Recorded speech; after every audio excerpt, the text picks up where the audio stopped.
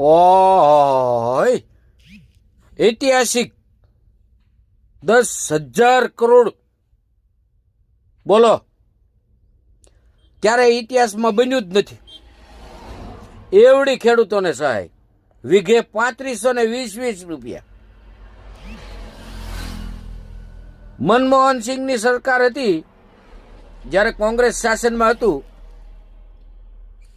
ત્યારે ખાલી માત્ર ને માત્ર 76,000 કે 72,000 કરોડ રૂપિયાની સહાય ખેડૂતના દેવા માફી માટે કરેલી હતી. આ એનાથી મોટી 10,000 કરોડ ઐતિહાસિક.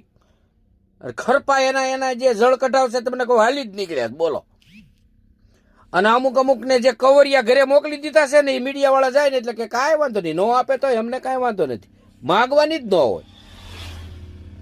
તમને ખબર જ નથી કે ખેડૂતની વેદના શું છે. તમારે પૈસાથી મતલબ છે, બાકી તમારે ખેડૂત મરે કે જીવે કે પીસાય એનાથી સરકારને કે સરકારમાં રહેલા સરકારના મળતિયાઓને કોઈ ફેર પડતો નથી.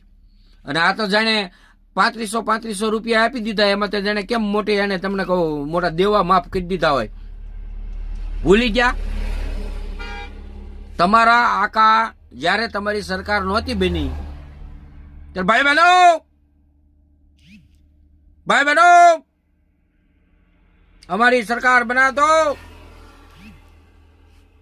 सरकार बनने के बाद पहली मीटिंग में खेडूत का तमाम कर्ज माफ किया जाएगा. क्या गया ये बताए हैं? ये बोलाय थातू काई नहीं, आ खाली बोली जवाय. बाकी तमारी जेवा 30 વર્ષથી બાંગુ નાખે છે, તમને 2,000 કરોડના પ્લેનમાં ફરવાનો ટાઈમ મળે, 3 લાખના સૂટ પહેરો, લાખ રૂપિયાની બોલપેનું ખીચામાં રાખો, હે મશરૂમ તમે ખાઓ, મશરૂમ.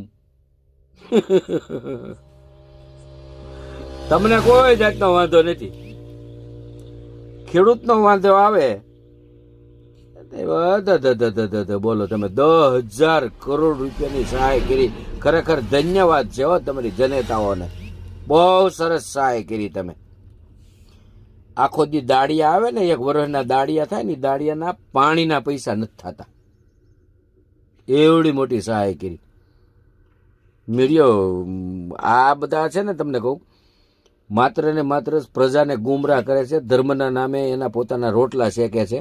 એટલે ગુમરાહ ન થતા અને આનો વિરોધ કરીને કાઢો.